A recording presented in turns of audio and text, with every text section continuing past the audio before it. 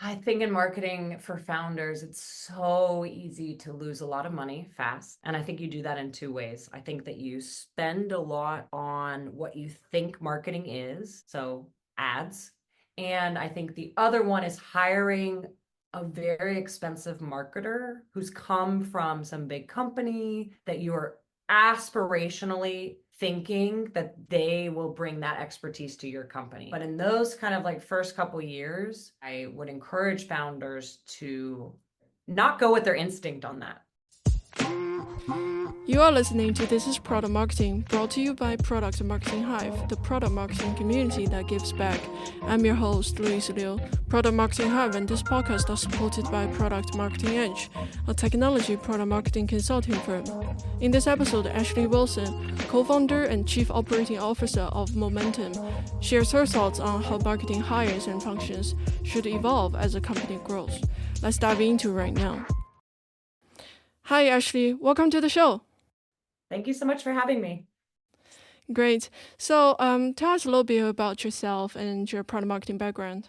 Yeah, so I've been in marketing for the last 15 years. I got my start at a company called Sauce Labs back in 2010, which was selling to developers, and kind of got to ride that wave of developer tech and freemium and kind of the blend of sales led and product led growth. I started out as the first kind of non-technical hire, so events, content, running a blog, doing anything and everything, and then eventually grew into head of marketing, and then I did consulting and turned that into a product marketing agency called Olivine.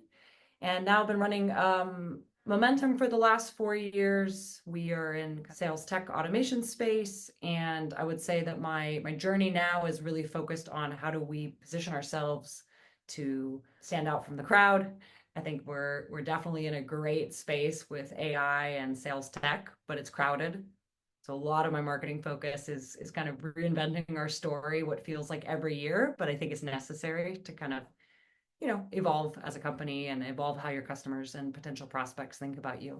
Great, great. You have a great background for our discussion today. Can you share some stories with us? What experiences do you have in your career that have shaped your perspective on building the marketing functions? I feel like I got a great training ground because I was marketing to developers who didn't want to be marketed to. And I think that having to figure out the marketing that can be done in a way that feels authentic and that feels like it adds value and that is differentiated. It's not that different from what we all have to do as marketers, but especially in 2025 with AI, if you're an AI company and particularly AI for go-to-market or AI for sales tech, there's a lot of us going after similar problem spaces.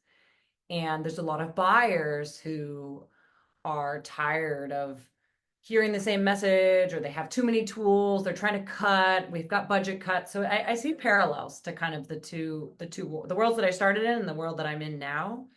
And I think that I'm kind of drawing on some of those parallels actually to kind of help inform what does our 2025 marketing strategy look like. We just raised our Series A couple months ago, so we're fortunate to be able to start thinking about real marketing, budget, hiring. But it's definitely it's a tall order for anyone going into marketing right now. Good point. From your perspective, what do you see as the core responsibility of marketing throughout the different stages of the company's growth? I think in the early days of building a company or being the first marketing hire for an early stage company, it is really about establishing some sort of point of view, positioning, brand. You have to throw a lot of things out there and see what sticks, by talking to customers, if you're doing outbound, kind of seeing how it resonates with your positioning in an email or a cold call, um, seeing what kind of content gets picked up by your audience. I think as you grow, you have to be more data driven, you have to be more selective in the channels and the tactics because the stakes are higher, you've got to meet bigger revenue goals, the error margin of error is smaller, the window of time is probably the same as in the early stage because you're always trying to like beat the clock from, running out of money or hitting your goals, but you have to make bigger bets in fewer areas. And I think that as you grow, the focus on, yeah, like making sure you're looking at the data and you're using that to inform your decision making, that becomes a lot more important, I think, than the early stage of just experimentation and going off of gut instinct, which is, I think on the flip side, you don't want somebody who's too data driven at the beginning because you got to be able to just go off of, I think this could work. Let's try it. This is what I believe. This is what I've been hearing. You got to be so flexible and so nimble at the beginning. Yeah, yeah, exactly. For different pillars of marketing function, who should be the first hire for the early stage startup, and then next, and then eventually when it becomes more established, more mature, like how does it evolve like that? Yeah, it's such a good question. And I really go back and forth because I think as a product marketer, I see such a value in just having that kind of positioning and messaging bent and having that point of view. And I think product marketers are so great at helping the rest of the organization kind of internalize the story because they just know how to translate that into one pagers or brand docs or the website. On the counter argument for bringing in a product marketer, I think product marketers love to live in the middle of the funnel. And you, at the early stages, need distribution, you need growth. And it's very rare to find a product marketer who does growth, has done growth, and likes doing growth. I just think that they are kind of a bit of two different worlds. So I think if your founding team is all engineers, then bringing in a foundational product marketer from the beginning can be really helpful because I think where engineers sometimes can fall short when they do go to market activities is in the storytelling, is in the positioning, telling about features versus the why. But if you have anyone in the early team that comes from maybe a go-to-market background, even if it's sales, then I would say like go for the growth person because I think that you really you benefit a lot from getting those growth channels spun up quickly and learning because you're like trying to reach a lot of different people. Yeah, it makes sense. So, what do you think about brand marketing? When does that function start? I think that brand marketing these days is like being folded into product marketing and just marketing in general. I mean, I think that I guess probably to your previous questions, like the best hire is probably a full stack marketer, somebody who can, is a good writer. I think with AI, this changes things too, actually, because I think that AI could almost fill in on some of your product marketing needs. As long as you are a decent conversationalist and you can write decently well, I think AI could probably fill in some of those gaps. I think I think there comes a place where maybe brand marketing you bring in folks to do brand when you're really scaling. And if I think about that, that's much later stage on somebody to really own events, which I ultimately think are brand.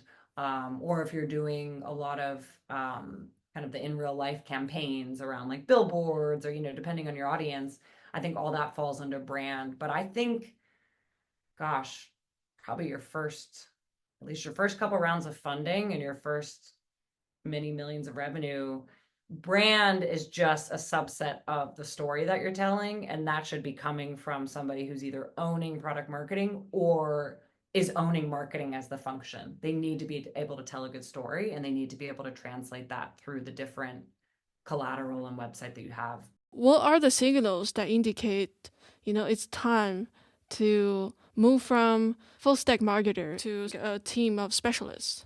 Yeah, that's a great question. I think it probably, I don't know if it always correlates to kind of revenue growth, but I just thinking about my experience, it's tended to do that to where once you're past 2, 3, 4, maybe 5 million in revenue and you're starting to have a couple sales reps, maybe you have a head of sales. I think it becomes when you are supporting either multiple products or you're supporting again, you have multiple sales teams that are maybe split up by verticals. The needs internally become greater than maybe what one person could handle. In addition to the revenue targets that marketing needs to support, just get a lot bigger. And I think that that's the point. I guess it's probably kind of between the A and the B, or maybe right after the B or going into the B. And I think that kind of coincides with the board probably also saying like, are we doing enough on marketing? Should we get some more marketing muscle? I think that's when you start to kind of, you need to up level across the company and make sure that you have ownership um, in your different functional areas. And marketing becomes a functional area that needs a leader, it needs team members, it needs kind of division. So I was wondering, can you tell us right now in your company how is the marketing structured, and can you walk us through the logic behind it? Yeah, and I feel like all of this is a caveat of like I'm learning as I go and experimenting, and who knows if this is right or works out. But the way we're thinking about it, what we're doing is yeah, so I've just brought on kind of a head of go-to-market performance, basically a head of marketing, but he's very specialized in, we brought him on, he was a former customer, so he already knew our product as a customer, which we loved. He's also very um been building, he's an AI, like just has gone very deep into AI and how AI can augment his work and stuff. So from a domain expertise, I felt like that was important, and we when we have that. And so with him and I kind of wearing the CMO hat, I guess, of thinking about together, kind of our two brains going together, we're kind of building a strategy around AI thought leadership of saying that, hey, we've got, we're an AI native product. My other two co-founders are engineers, technical. We really are kind of a workflow infrastructure platform. I know we sell sales tech, but behind the scenes, it's really infrastructure to take your conversational data that is unstructured in nature and make it structured and push that to Salesforce or Snowflake or Slack. So it's a pretty technical play, kind of packaged up for go-to-market teams to make it kind of accessible. And so we want to not just be talking about AI as it relates to our product, but AI in general. So things around prompt engineering. I know that I've learned so much from our team internally about how to do good prompting and how much that influences kind of the output that you get. And so I think from a brand building and strategic positioning, that's going to be a big strategy for us. From a team kind of augment a team standpoint and who we bring in, I think thinking about kind of growth, we have a growth contractor right now to help with us as we start to experiment with LinkedIn ads and SEO. We have an outbound team based in Argentina where a lot of us live. So I think marketing is there to kind of continue to support on kind of messaging and making sure that, hey, we just did this webinar, make sure that those flows between the marketing, or we're doing, the ads on LinkedIn, make sure that flows into the SDR motion. And I think that events and kind of in-person things are another piece of the story, whether that is probably sponsoring a few conferences from a booth perspective and then attending and doing dinners. And that too is also, and then we have design. I think design is just such an important component of marketing that always, it doesn't get the recognition that it deserves, but I think you can tell when a company invests in brand design because they just look great and you don't know why you understand their brand or why you resonate. And a lot of times it has to do with design. So yeah, for us, then I'd say it's kind of like marketing leadership, growth, a little bit of events, brand, thought, positioning ourselves as like AI experts. And that's all I can think about for 2025. I don't know what happens after 2025. In startup land, you can't think too far in the future. So that's far enough. 1 year kind of like plan strategy feels like, okay, we got that down. From your experience, what foundational principles that should guide the early stage startups throughout their journeys of building their marketing functions? Yeah, so at Olivine, we ended up turning these into kind of workshops and playbooks because we just kept getting asked to do similar things for all early stage companies that we realized like, oh, this is a pain point for many, many early stage founders. They don't know where to start with marketing. And the foundational stuff that we kind of landed on were things like jobs to be done, messaging versus positioning. So making sure that you understand the difference, that it's not just copy on your website. It's not just what are you saying. It's really having a point of view on translating that product vision and where you're going into how that fits in the market today, how the market could evolve. Personas. I know there's a lot of talk of like ICP in the early stage, especially within what are your sales going after. But I think personas of understanding these different audiences have different needs, they have different desires. You should internalize those from the beginning to understand who you're going after. I think that the early stage is the foundational. If you can lay some of those building blocks in place early, then you're refining. You're not completely defining after 2 or 3 or 4 years. It becomes much easier to just sort of build because you, from the beginning, have understood, okay, we need to flesh some of those things out. We need to have a point of view. We need to gather the stakeholders or the founding team together and agree. Makes it a lot easier, I think, as you start to get a bit of the product market fit motion going. As a first marketing hire, what kind of traits or characters that you're looking in that first hire? Yeah, I mean, I'm always looking for somebody who can wear many hats. Even if I were to hire within a specialization, let's say I'm hiring a product marketer, I want a product marketer who's like, yeah, I can do competitive analysis and I'll do those battle cards and I'll spend time doing positioning and messaging, because you really need in a startup, you need some of those just general startup traits of people who are highly ambitious, highly self-directed. They have something to prove.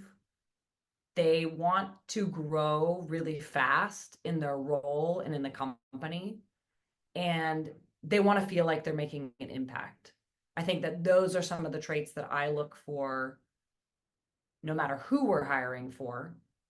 And I think within marketing in particular, because marketing is so, it is externally facing and is so representative of sharing your brand, I really want people who are very enthusiastic. It's like an added trait that I'm like, I want high energy people, because I think that I want enthusiastic, like about our product, enthusiastic about marketing, because I think that you got to make a lot of stuff up in marketing. So you should be excited about it. Um, what's your opinion on structuring the marketing team or different functions, full time hire versus contractors? Yeah. I at Sauce Labs, we had a consultant, Geba Perry, who was a really, really great mentor for me. He was a CMO, and he gave me the advice early on of like, you should work with as many contractors as you can for as long as you can. And I think part of that is you want to be able to experiment. You want to be able to change your strategy and have the flexibility to do so. When you have a full-time hire, you got to give them something to do, and you got to make sure that they have stuff to do, and it becomes harder to make those changes. So I've always thought about that as a balance where, and this is why I haven't brought on we're just now bringing on some full-time hires as we think about scaling post the Series A. I think the benefit of consultants or agencies is doing shorter term projects that are very execution focused. One of the things with marketing is that sometimes it can be hard to measure output, and an agency or a consultant, just by nature of time and materials, it becomes a lot more transactional, which can be a good thing when you are, hey, I have this project, or hey, I have this budget. You time box and you budget box yourself better. And as we know, like a bad hire can really set you back. So it also helps to mitigate a little bit of risk in the early stage. On the flip side, consultants get expensive fast. Agencies get expensive fast. And I think that agencies tend to have a shelf life. And I say that as an agency owner, I think that just naturally, it's rare to work with an agency year over year over year over year. You just have, it's the same with like a software vendor. It's pretty, you just end up having turnover in the team, priorities change, tastes change. And so, your agencies and contractor resources will tend to be shorter term. So The negative of that is you don't have somebody who's kind of just like digging in with you. And that's where I think I like to do a mix. I think that having a couple, very important people that you have, maybe not important. What I want to say is people that you have strongly vetted, that you think can be there for the long haul and that can wear many hats, can be really valuable to bring into your company early. And getting a strong leader in when that makes sense will really help kind of set the tone. And then use contractors for experimentation, project-based work.